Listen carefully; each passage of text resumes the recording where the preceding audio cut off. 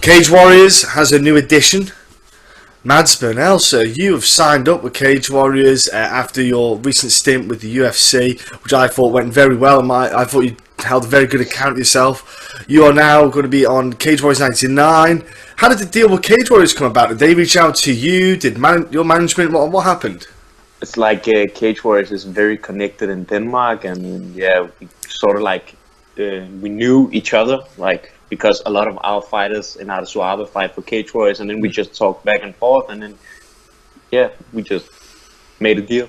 Nice. Well, they've got they did that recent like academy, didn't they? Event in Denmark, and they're starting to build up that, and obviously they'll do shows like the big events there as well. But it's good that they're putting those little grassroots in Denmark as well, so it's good exposure, good experience for kind of the guys who are beginning in their careers to get that professional look and professional feel.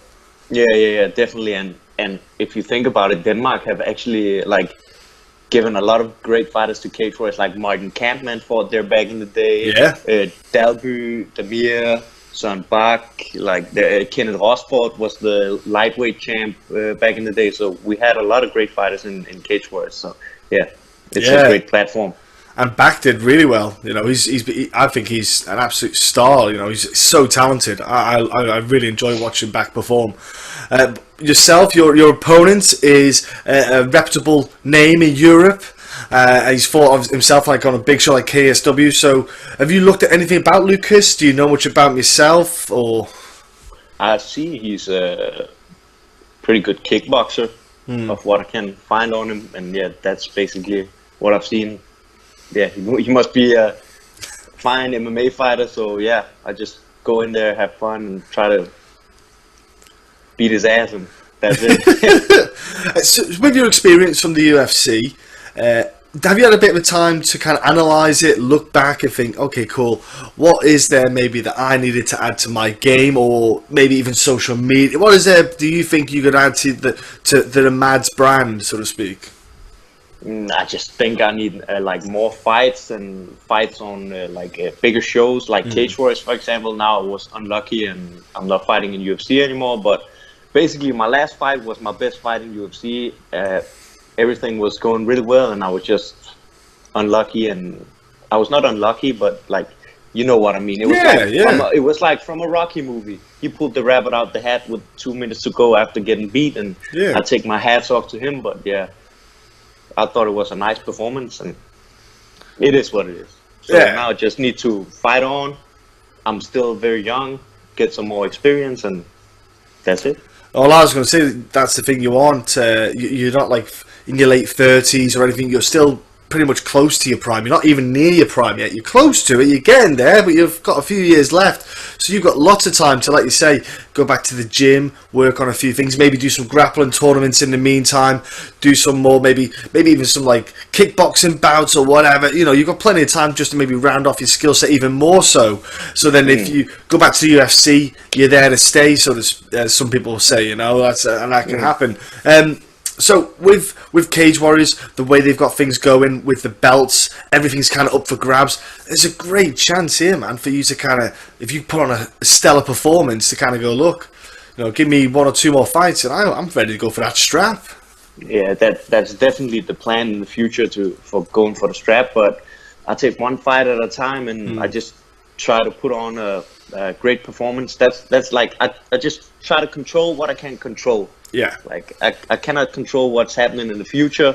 I can control what's happening right now, and I can do that with a good performance. So yeah, that's what I'm gonna do.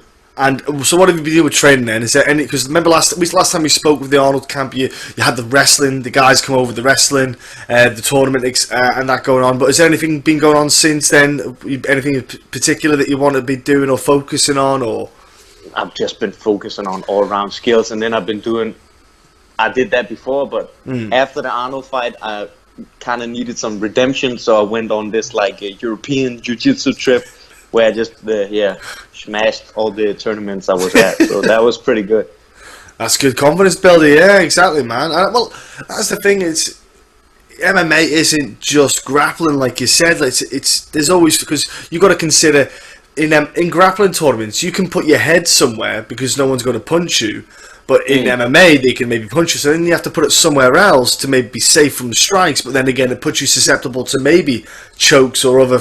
So it's a tough one. It's actually the reason why I think it's good to do like grappling tournaments is like you don't get punched in the face, so you don't really get injured, but you kind of get that little like the butterflies a little bit, even though nothing is really at stake. You get the butterflies a little bit, so yeah, just to keep you sharp. That's why I think it's good to like do tournaments. There's definitely a competitive edge in it. You know, the pair of you can both you can go so hard. And the thing is, if they've got a submission and you know it's in, you don't have to let it go. You don't have to let your arm get broke. You can just tap and go, yeah, cool. You know, you got me. Yeah, exactly. And then you got a little wiser. You learned something. Yeah. It's all about the experience. That's what it is. Like you said, it's just clocking them minutes. You know, on the experience clock. The more you can get, the more knowledge you have. The next time you're in a bout and you get in a certain position, I've been there. It's cool. I got this, and you get on through it, man. Most importantly, it's freaking fun. Yeah, that is it. It's enjoying what you do, man, because you had Corin Eaton just recently, yesterday or the day before, was it? He said he's stepping away from the sport. He fights for Team Titan. Yeah, he's basically said that his issue was he couldn't do it full time, the training. Had to go get a job because obviously life, etc. It costs, and he had to go in and out of London, and it does. You know, people don't realise that MMA isn't the highest paying sport in the world, even though it has got a huge amount of exposure over the years. It's still not the biggest money kind of making sport, and you've got to be smart about how you make your decisions and where you go. And sponsors make a big impact and a big factor of that. Definitely. You need to have a smart style. I don't think like Ben Askren and Damian Maia will have the biggest issues when they're done. Or probably, I don't know, it's also genetics, but I don't think like a style like Robbie Lawler or Rory McDonald is that healthy the way they fight. Take one to give one, so yeah. Yeah, that's the dangerous thing. Like you see with Robbie, like he's fighting Ben Askren, you know, that's going to be a fun bout, man. That's going to be interesting because Robbie's got a legit takedown defense. Dude can sprawl hard. Man, I can't wait to see how that goes. Yeah, but it's funny because when you look at Ben Askren, like he kind of looks very amateur. Yeah, he looks like an amateur, but he just takes people like Douglas Lima, who's a killer, and Koreshkov, who's a killer, takes him down and makes him look like he's fighting kids. Yeah, and just dominates. Like doesn't just win. Like the guys can't do anything because he's got like that weird freak strength. You've probably experienced it yourself. There's people you probably grapple with, and they grab you, and you go, "Oh man, I can't get that back." You know, you're not getting your arm back. You're like that grip is like the death grip. You're like, "Oh man, there's people like that out there." It seems to me when he fights, it doesn't seem like he out-muscles people. It's just like he rides on them. He's like surfing on them until he's just like totally exhausted, and he's just like just a master of body weight. Yeah, distribute his body weight in like the kind of right place. It's just it's very intelligent wrestler. It's beautiful to watch. Like some people say he's boring, but I'm like, no, you got to understand. It's an art form. That what he's doing there. It's golden. So look, let's talk about then your fight coming up a little bit more. So with the fight, you said about your style. The fight that you just had, like you say with Arnold, you had Michael. You know the past few fights. Are you going into this bout with a different kind of mindset, a different kind of maybe style, or are you going to kind of stay similar and true to what you have been? I just do me, so I treat it like every other fight. Like your latest fight is always the like most important fight, so I just treat it like any other fight, and I just try to go in there and do me. I can't really think about the other bloke too much because why should I? No. Of course, I respect his skill set. Don't get me wrong, but I cannot go in there and focus on what he's gonna do and blah blah blah blah blah. Because if I go in there and do me, I'm gonna have a great night. Nice. Well, look, let's talk about the time after your last bout. Have you had a break? Did you have any time off? Did you have a bit of you time, a bit of time to relax at all? Did you do anything? Did you go on holiday or just? I went to Greece for a week, and that that didn't work out that well because I was just like, fuck, something needs to happen, because that fight with Arnold, that was like so frustrating because everything was working so well, and then it just got snatched away from me like right on the finish line, right? So I was just like, let me get back in there and like fight right away. And like after the fight, the internet started speaking a lot. Jack Slack was talking about me. Matt Serra even talked about me. He texted me after the fight on Instagram like, whoa, I like it. Like we texted a little back and forth. So I was like super hungry to get back in there. So it was super stressful. But then I just did some jiu-jitsu tournaments and came down a little bit, and we figured out this deal, and now I'm back. Nice. Mads is back, people. Yeah. And it's going to be, like I said, live on UFC Fight Pass, so people, not just in the UK, but all around the world get to watch the bout. It's going to be live on BT Sport in the UK. So, like you say, exposure's there. People are going to get the eyes on you, going to see you back in and doing what you do best, man. So, I can't wait to see you get back in there and throw down. Like I said, I think if you did what you did in the last bout, it was literally fantastic. But honestly, it was a really great performance. Obviously, that last bit, everything just, you were just cutting down everything he was trying to do. It was just absolutely on point, and it was great. But that's what's charming about this game, right?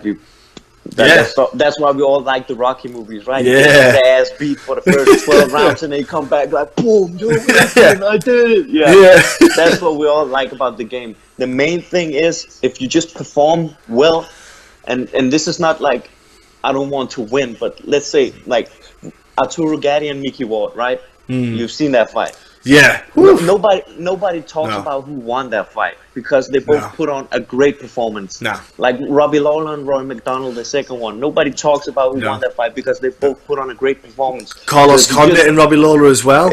Exactly. So if you just put on a great performance, that's all you can do.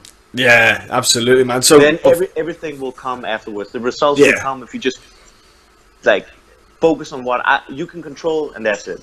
Yeah, absolutely. Well, look, you got everything in your hands ready to get yourself that W. All you got to do is come up and put the performance on very soon, the 17th.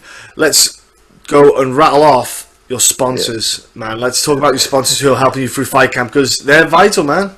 Yeah, they're vital. I want to say thank you to Budexperten for just hooking me up and helping me with basically a lot, almost everything. And then Social Coffee for like hooking me up with food almost every day. Nice. For me and my trainer, and then MMA Huddle for hooking me up to help me get by in the day-to-day life. Awesome, dude. And then let's give a shout out to your gym, training partners again, and just people who in general helped you, like obviously just training and just socially. Yeah. So I want to say thank you to Arte Suave, all the guys down in Arte Suave, Coach Kupchi, Louis, all the guys down there. And then I want to say thank you to my boxing coach and strength and conditioning coach, Mikkel Parlo and Jesper Brengård, for just helping me get through, getting in better conditioning, and that's it. And then social media, finish that off, man. Where can people follow you? So my Instagram, follow me on Mads Burnell, and Twitter is Burnell MMA, and Facebook is Mads Burnell. So that's pretty easy. Easy stuff, man. Look, go in there, click the like button, whatever buttons. Follow, like, subscribe, whatever it is. People, give him a follow. Follow this man. His redemption is he's going to tear up the Cage Warriors roster. And then one more thing I want to say. Yeah. Don't call me a freaking UFC vet. I ain't 35. I'm 24. I'm no veteran yet. I don't know why people do that. It bugs me. But it's basically, if you have one fight in the UFC, they go UFC veteran, and you're like, what? Come on, man. I don't like that phrase. I'm like, former UFC competitor, UFC fighter. Yeah, that's what I say. Veteran. Yeah, I say. I don't know why people use that. I don't use that. It gripes me, that word. I'm like, yeah. If you're talking about Matt Serra, like we said before, he's a UFC vet. Yeah. That's exactly what he is. Or Chuck Liddell and T. Ortiz, they're UFC vets End of. Yeah. I'm saying like UFC competitors, what you want to call them. Like, you know? Yeah. Like, people don't... Exactly. You never see ICE vet Mads Burnell. Yeah. Yeah, it doesn't... Yeah, it's just crazy, but yeah, man. Look, have a great fight. Have a great fight camp. Thank you. And enjoy yourself when you're over and just have a good time fighting. I'll be tuning in and watching, my friend. Thank you. Thanks for having me.